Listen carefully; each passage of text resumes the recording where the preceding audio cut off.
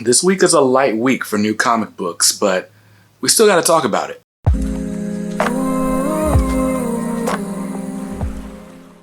What's up, guys? BJ Kicks here. I buy comics, I read them, and I review them, all for your viewing pleasure. So if you're new here, welcome, and if you're not, welcome back. Now, on this channel, in case you are not familiar, I do comic book unboxings, reviews, haul videos, and this is the latest in a series called What I'm Getting, where I break down my pull list every single week and tell you what's going in my box, what's on the chopping block, and what's on the maybe list that I'll make a game day decision about. So if you're interested in any of that type of fun comic book content, then I encourage you to hit the subscribe button and then hit that bell icon so that when new videos go live, YouTube actually tells you about them. So this week, June 30th, the last week of June, it is a fifth Wednesday, the rare fifth Wednesday that we have a few times a year. And it seems like comic book publishers have not planned for it at all because the pull list is super light. Now, there's a bunch of books coming out, but it's not nearly as much as usual. If you're an indie comics fan, or if you're someone who's been wanting to get into indie books, this might be the week for you because it's definitely a light week from the big two. Now, normally I start off with the book that I'm most excited for. And honestly, there really isn't one that I'm most excited for. But just by default, we'll go ahead and go with this one for number one. This is Infinite Frontier Secret Files, number one. So as you guys know, Infinite Frontier is in full effect.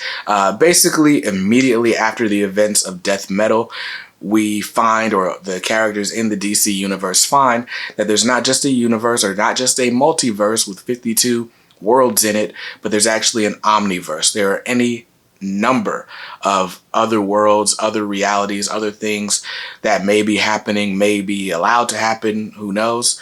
And so Infinite Frontier number one came out last week, and that's kind of exploring that. I haven't quite read it yet, but hey, what else is new? So Infinite Frontier Secret Files number one is supposed to be giving some backstory to a few characters that we meet in the pages of Infinite Frontier. It's an anthology of sorts.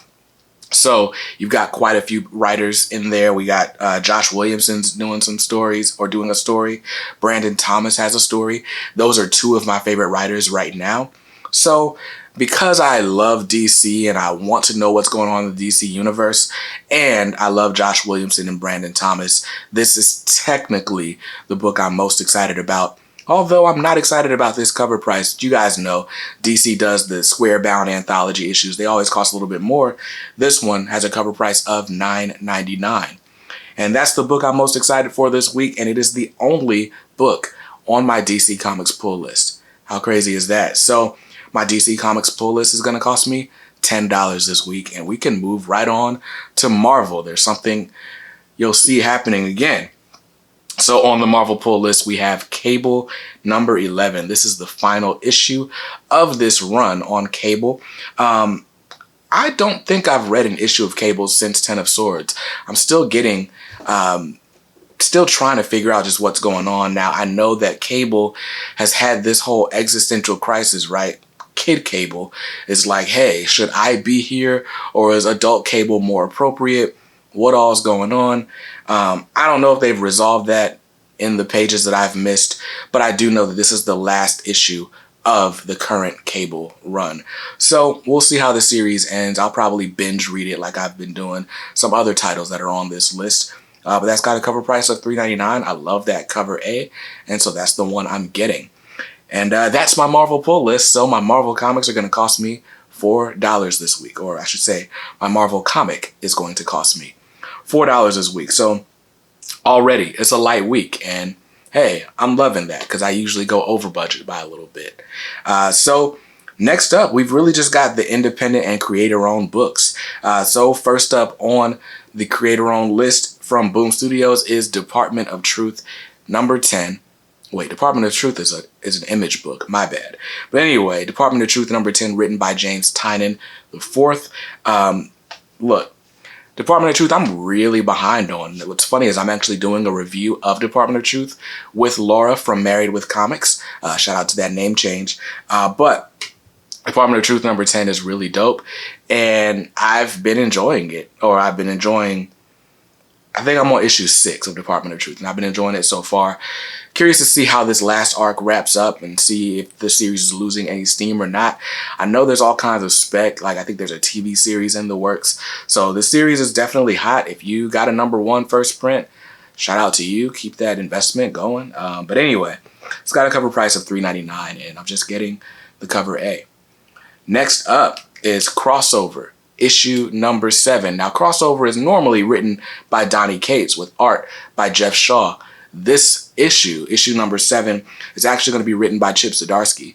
So, fun fact, I actually just binge read issues 2 through 6 of Crossover right before I hit record here. I was hoping that something I read in those pages would make me more excited about the series, so I could say I was more excited about this than the DC anthology.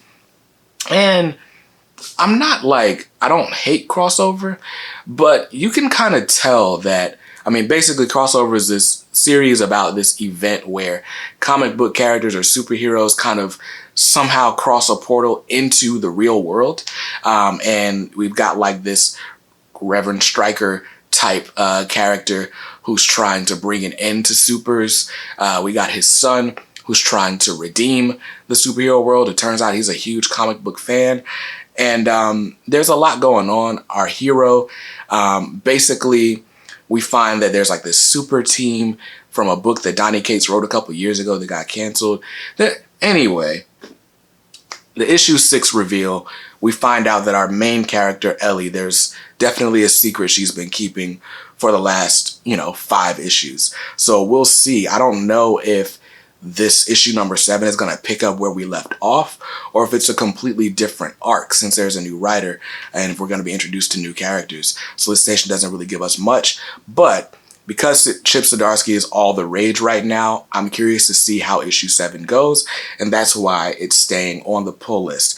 I was slightly disappointed with the series because you can tell they wanted to include other characters like from Marvel and DC, and they just couldn't. So I feel like the series can never quite be what we all want it to be, but maybe it'll be something more than it is later on. I don't know. But that's Crossover number 7, and that's got a cover price of $3.99. I'm just getting that cover A. Next up, Spawn, issue 319. I can't lie to you guys. I'm 12 issues behind on Spawn right now. But Spawn's universe just launched. Seemed like a great starting point. I might just read issue 318 and go on, and then I might read the rest of it later. Spawn always feels convoluted to me. Like, it feels like the story just does not move fast enough. I literally buy Spawn because the artwork is always excellent. Like, it's always awesome artwork, and I don't expect anything less. But anyway, Spawn 319, Todd McFarlane writing, Carlo Barberi on the art, and it should be pretty good. It's got a cover price of $2.99. Why can't every comic cost $2.99? And I'm just gonna get, I say I'm gonna get the cover A, but I try to get the Todd McFarlane covers whenever I can. So we'll see that one when it comes into the shop. And lastly, on the indies or the other publishers pull list is ENIAC issue number 4. ENIAC number 4. So ENIAC is, obviously from Bad Idea Comics, and because of their whole selling scheme where shops have to order as many copies of number 4 as they do of number 1, I had to buy the entire series in advance, and because I know I had to buy it all, I prepaid for it all, I didn't read it because it's not like it can lose a spot on my pull list. So I read issue 1, I read issue 2, it was decent. It wasn't anything to write home about, but maybe issues 3 and 4 are better because I'm pretty sure it's just a 4-issue series. So I know that wasn't a resounding endorsement or anything like that, but it is what it is. ENIAC's got a cover price of $3.99. I already paid for it, so it shouldn't even count in this total, but whatever. I'm getting the cover A. And that's it for my indies or my other publishers pull list. So looking at that, is a grand total of $15, which brings my total for the week, including the book I already prepaid for, at $29. Now, you guys know I try to stick to a $50 budget per week. So the fact that I'm going to walk in out of the comic shop paying about $25, or maybe a little bit less with my pull list discount, that's pretty dope. I'm excited about that. So yeah, a great week indeed. Again, because I guess publishers are super short-sighted and didn't realize there was going to be 5 Wednesdays, even though they've been on the calendar all year. Anyway,